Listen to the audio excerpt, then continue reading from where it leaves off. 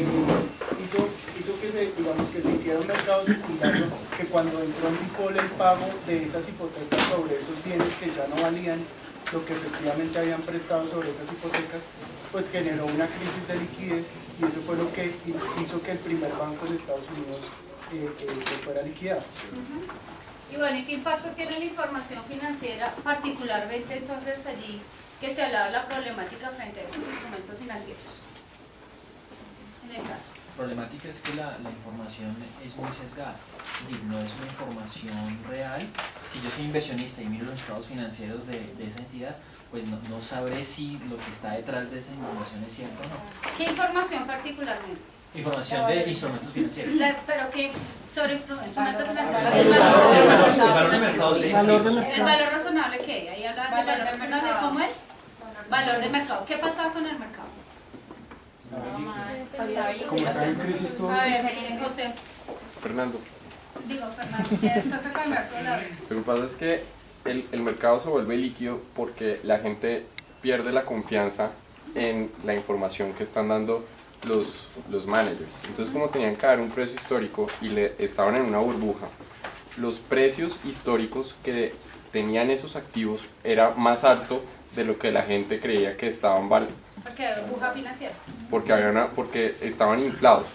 Entonces la gente decía, yo no voy a pagar ese precio, pero como tenían que hacer valor histórico, No valor histórico, sino valor de mercado. el valor del mercado, tenían que pagarlo a lo que estaba. Entonces la gente... Perdona, no tenían que pagarlo, sino tenían que reconocerlo en la información financiera de acuerdo a las condiciones de mercado. Y por eso se hace el cambio de marking to market a marking to model.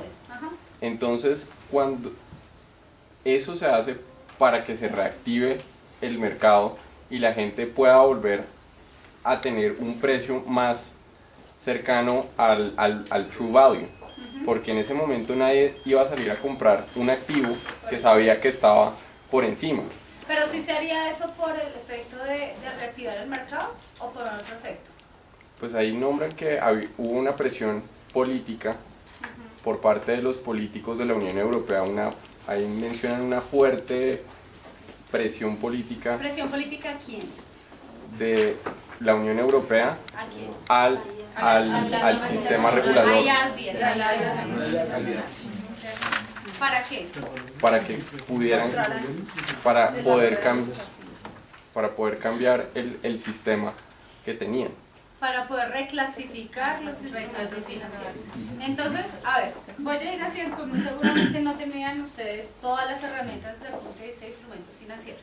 Lo primero que tenemos que entrar a analizar, o cuál era el objetivo del caso, mirar cómo las políticas contables finalmente llegan a afectar la información financiera, ¿cierto? Y en consecuencia la toma de decisiones de los diferentes usuarios de esa información, como inversionistas, prestamistas, etc.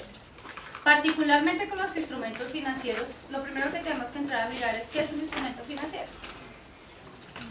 ¿Qué es un instrumento financiero? ¿Alguien indagó qué era un instrumento financiero? Un instrumento financiero son títulos de deuda participativos que tienen las empresas para, digamos, en muchos casos para poder cubrir algunos pasivos, para poder hacer match con algunos pasivos, pero también para poder generar ingresos financieros. Exactamente, entonces los instrumentos financieros desde el punto de vista del inversionista, que era algo que les mencionaba, que son parte de la razón de ser de este tema de normas internacionales, ¿cierto? De toda la contabilidad de una forma internacional, teniendo en cuenta como un único lenguaje estas normas internacionales que le permita o facilite la toma de decisiones en cualquier escenario económico, ¿de acuerdo?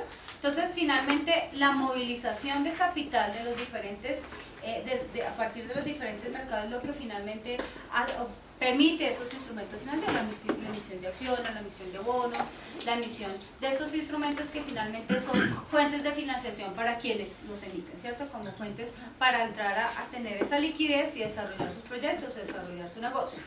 Pero desde el punto de vista de los inversionistas, pues son esos instrumentos financieros se catalogan como instrumentos de administración de liquidez, donde las entidades entran a colocar su liquidez para efectos de hacerla más eficiente y generar unos rendimientos financieros.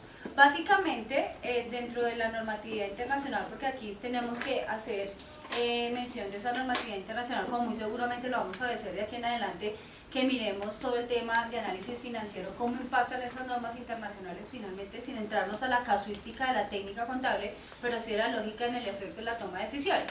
Entonces resulta que los instrumentos financieros, como están concebidos desde la norma internacional, como esos instrumentos, esas decisiones que provienen de la administración de liquidez, básicamente de la tesorería, pues tienen un impacto importante porque dependiendo de dónde se coloque esa liquidez, pues la entidad asume unos riesgos, ¿cierto?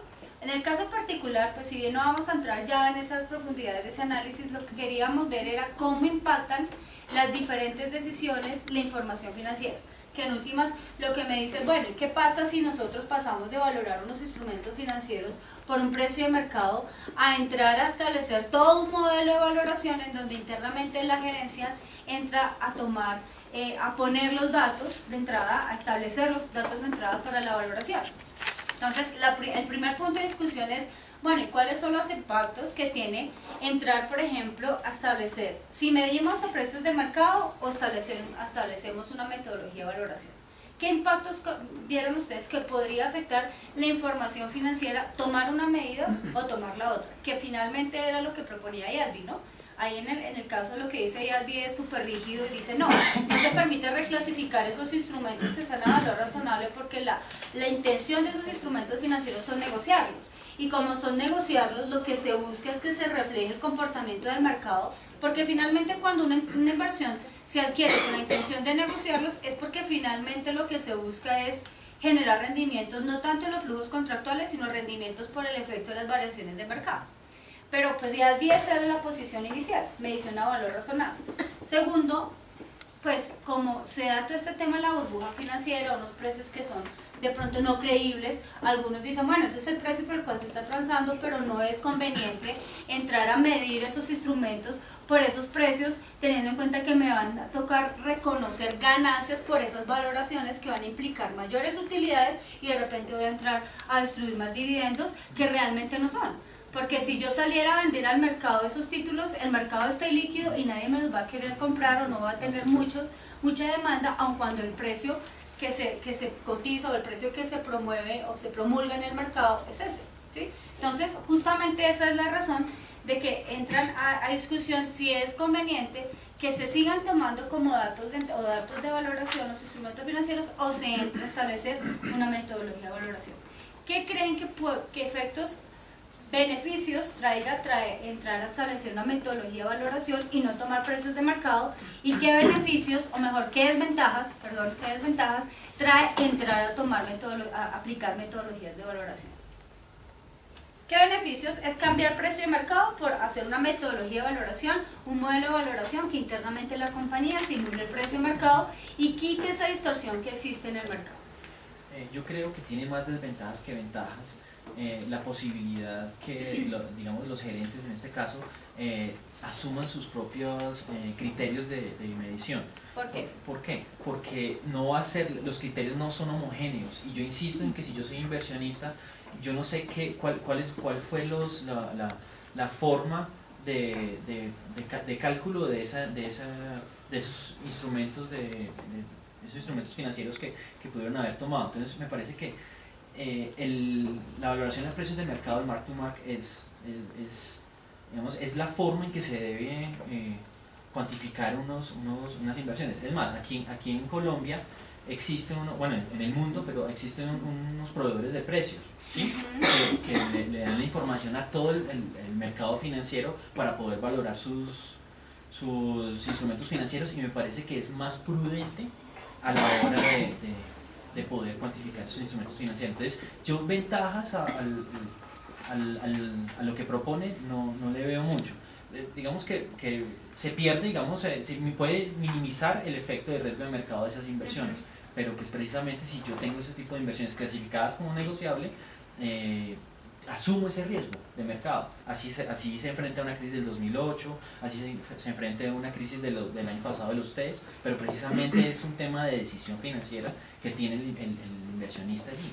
Okay, ¿y cuál entonces sería la desventaja de hacer un modelo propio? La desventaja es toda. La desventaja es que tendría que tener unos criterios muy unificados de todos los sectores para poder decir que este es el valor. La desventaja. ¿Y eso podría llevar a qué? Se puede manipular la información. Se puede Se puede manipular la información financiera. Se vuelve subjetiva la Subjetiva. la valoración. O sea, realmente no es muy creíble, porque cada director puede tomar, digamos, su valoración como más le convenga. ¿Sí? No hay una medida estándar, digamos, de hecho las lecturas recomiendan que no es recomendable tomar esa medida del marketing model. Porque se aumentan los niveles de subjetividad que también puede llevar a... ¿Recuerdan que hablan de incentivos para la gerencia? ¿Cuáles incentivos? Bonos. El tema bonos de desempeño, ¿cierto? Entonces generar mayores indicadores de rentabilidad que conlleven, por ejemplo, a mejores bonos de desempeño. Señor. Pero en el contexto que se tomó esa decisión fue precisamente para salir de un momento en que el mercado no estaba, que estaba congelado, para poder volver, para salir de eso. Entonces yo creo que las ventajas es poder volver. Fue una medida extrema que se hizo y en estos momentos toca tomar medidas extremas que para los ojos de la contabilidad no son los más santos, pero que se tienen que tomar, por eso es que vienen del lado político. Entonces, al tomar esa decisión, a mí se me hace que el beneficio que trae es que se pueden aterrizar esos activos a yo no creo que ellos quisieran subir su valor. Ellos lo que en realidad iban a hacer era castigarse y llevarlo a donde tenía que estar y poder en realidad ver qué era bueno y qué era malo y poder ponerle un justo valor para que se reactivara el mercado, porque si no se iba a quedar congelado. Pero estas medidas contables, porque estamos hablando de medidas contables, de cómo reflejo yo esa posición financiera en esos instrumentos, ¿va a reactivar el mercado? Es que lo que ellos buscan según... Pues, en ese sentido, sí, porque lo que haces es cambiar la forma en que tú le pones el precio. Y entra a jugar un factor subjetivo, pero ahí también entra la regulación y la auditoría. Okay. Para que no sea... ¿Cómo? ¿Qué hace la IASBI? No. ¿Y ASBI qué hace? Emite los estándares. ¿Y quién emite los estándares de auditoría? IFAC. Yo curiosamente vi un punto contrario, donde decía que el modelo market to market tenía una desventaja porque promovía las burbujas.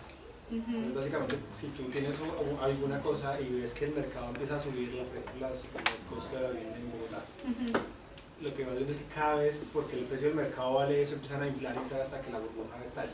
Mientras que el otro modelo tiene la ventaja es que la gente es consciente internamente de lo que realmente valen las cosas y pues deja valores como reales.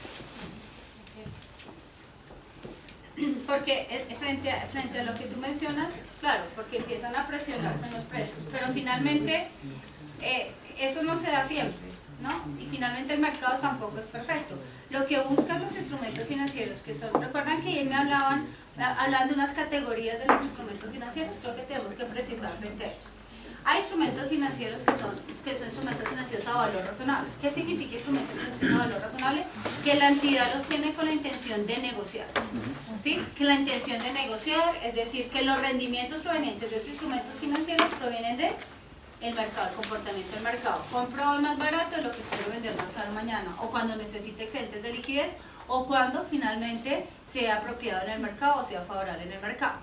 También la entidad puede entrar a tomar posición en esos instrumentos financieros, pero no pensando en el mercado, simplemente pensando en recoger los flujos contractuales del instrumento. Un CDT, cuando una entidad hace una posición en un CDT, no espera negociarlo, sino simplemente que se llegue al vencimiento, recibir el capital y los intereses, que esos son los que veían ahí como costo amortizado. ¿Sí? Pero yo quiero entrar esa era inicialmente la posición de IASBI. ¿La posición de IASBI cuál es? No, miren, los instrumentos financieros que son medidos a valor razonable siguen en esa categoría, ¿sí? Que eso es lo que finalmente en muchas veces termina generando esos efectos de la volatilidad de esos títulos. La volatilidad de esos títulos termina teniendo unos efectos en el resultado, pero como tú mencionas, a eso le estoy apostando yo cuando hago la realización de liquidez, en cierta forma a especular con el comportamiento de los instrumentos. Pero también otras entidades o una misma entidad puede tener instrumentos para aprovechar los comportamientos del mercado, pero también para aprovechar los flujos contractuales que son los del costo amortizado. IASBI tenía una posición muy radical y era, mira, los instrumentos que estén medidos a valor razonable no se pueden reclasificar, no se pueden reclasificar al costo amortizado, me los tiene ahí a valor razonable, así sea que los tome el precio del mercado o usted se invente una metodología de valoración, que prefirió darle la posibilidad a las empresas que construyeran sus propias metodologías, aumentando los niveles de subjetividad y de manipulación de información. ¿Qué vino el tema que mencionabas hace un rato? La presión política de la Unión Europea.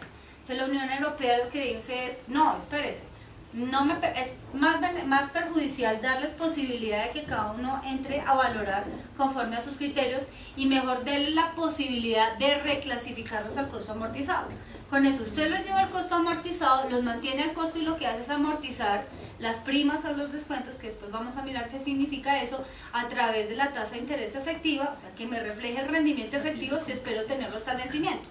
Pero entonces, que eso fue lo que finalmente presionó a IASB para que permitiera la reclasificación, ¿de acuerdo? Para que permitiera la reclasificación. Pero ¿qué efecto llevó a que IASB se diera frente a esa posición política de, ok, listo, no obligar a las entidades a mantener sus instrumentos financieros a valor razonable y el modelo, y establecer un modelo de valoración y permitirles llevarlos al costo amortizado o como si los fueran a llevar a tener hasta el vencimiento? ¿Qué impactos tiene eso en la información? Pasar de valorar los títulos a precios de mercado o de acuerdo a las metodologías de valoración a tenerlos al costo y simplemente ir amortizando los intereses, la prima o el descuento que se pueda generar. ¿Efectos contables? Efectos financieros, porque miren que contables y financieros, porque aquí lo que estamos buscando es mirar que toda decisión en las políticas contables me afecta el análisis financiero. ¿Sí? Porque sí, aquí podemos ser los chachos haciendo análisis de indicadores, análisis de sensibilización de rentabilidades, etcétera, pero si no entendemos la lógica de la información que nos están mostrando, pues el insumo financiero o el insumo de ese análisis va a terminar siendo erróneo o puede tener distorsiones que nos va a llevar a resultados de análisis que no son los correctos tampoco. Señor. Yo creo que tiene dos efectos financieros para la toma de decisiones. Uno es evito el riesgo. Así, evito el riesgo de mercado en el momento en que lo vaya a valorar. O sea, le ¿sí? quito volatilidad al estado de Sí. resultados y que me neutraliza las Sí, utilidades. exacto, sí, no estoy con la incertidumbre que si mañana se va a caer o no la tasa, porque siempre lo va a valorar, en este caso, aquí en Colombia es a tinte de compra. A ti, Sí, ajá. exacto. Y segundo, que yo ya sé cuánto va a valorar ese título hasta su maduración. Entonces, para hacer mis proyecciones de flujos de caja, yo sé que voy a tener ahí esa cantidad de dinero, ¿sí? Esa valoración. Si lo clasifico a mark to market, en Colombia es inversiones negociables, vuelvo a lo mismo, voy a tener el riesgo voy a tener ese riesgo de mercado con esa incertidumbre de qué va a pasar con la economía, ¿sí? Entonces, esas son si yo fuera el que va a tomar la decisión, veo esas dos partes, cuál es el riesgo y cuánto me va a valorar siempre. Ok, de acuerdo. Pero yo también leía en un texto que decía que el riesgo también de valorarlo, digamos, al costo histórico y no, digamos, que tenerlo tan constante, es que si el activo, si el título pues no refleja realmente lo que el mercado está dispuesto a pagar por él, pues yo tengo, digamos, unos balances donde están recayendo sobre unos activos que no valen eso, porque el mercado no va a pagar por eso y solo voy a saber si gané o si tuve ganancia o pérdida en el momento en que ejecuto el activo o el título. Que es una medida más prudencial, ¿no? Es una medida más prudencial dadas las condiciones del mercado que no están reflejando la realidad en los precios, ¿cierto? Por la burbuja financiera. Es justamente lo que hace IASB en ese momento de la crisis, es sacrificar un poco la realidad, de reflejar la realidad del precio de los títulos teniendo en cuenta esa situación atípica del mercado y no reconocer las pérdidas y ganancias por valoración, sino solamente cuando se realiza o se realiza la venta, para efectos de ahí sí afectar el PIG y afectar las utilidades y los dividendos, que en última es lo que importa, que no se descapitalice la empresa y que finalmente se termine transmitiendo todo el riesgo a los prestamistas, ¿no? Pero en ese punto decían que el problema era que la crisis podía volverse más grande, porque digamos que si el activo está pues demasiado subvaluado, entonces digamos que la burbuja o lo que sea puede ser más grande, ¿no? Porque el mercado corrige más rápido los errores. Pero al estarse quieto el mercado, no, finalmente al no haber especulación, ¿no se tiende a normalizar el mercado?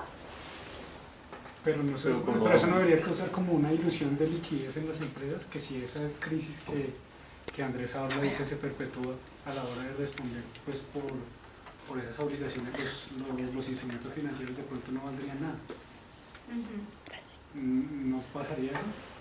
Pero finalmente frente al riesgo de incumplimiento, ¿sí? Que no pague. Ok, Exactamente. entonces ese es otro tema al que teníamos que llegar.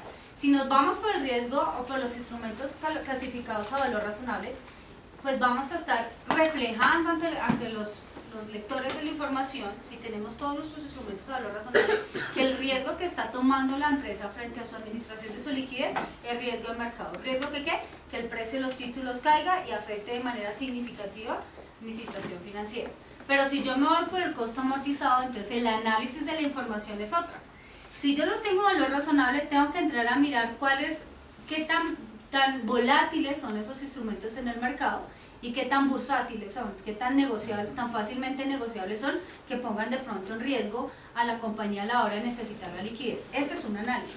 Pero si analizamos la información financiera, por ejemplo, instrumentos financieros al costo amortizado, en donde ya no le estamos apostando al mercado, sino le estamos apostando a los flujos contractuales, entonces el enfoque o el enfoque del análisis ya no será tanto riesgo de mercado, no será riesgo de mercado, sino que riesgo de incumplimiento, riesgo de crédito. Entonces ahí tenemos que entrar a analizar cuál es la calidad de los emisores, cuáles finalmente las condiciones del título, de los títulos, obviamente si son títulos con vencimiento de largo plazo, de mediano a corto plazo, porque eso afecta básicamente el tema de incertidumbre frente a la recuperabilidad, y en esa medida entonces ya no tengo que entrar a hacer mediciones de valor razonable, sino tengo que hacer mediciones de deterioro, por ejemplo, de provisiones de inversiones, porque de repente existen evidencias que conllevan a pensar que a futuro no va a recuperar los flujos. El caso que tú mencionas, por ejemplo, que una empresa se declare en quiebra o en un proceso de reestructuración de pasivos que me implique a mí que no, como entidad invierte, que no voy a recuperar los flujos de dinero. Por tanto, el análisis en la información será distinta. ¿En qué? Si tengo mis instrumentos a costo amortizado, el análisis va orientado a ¿qué? A la calidad de los emisores para determinar el nivel de riesgo de crédito.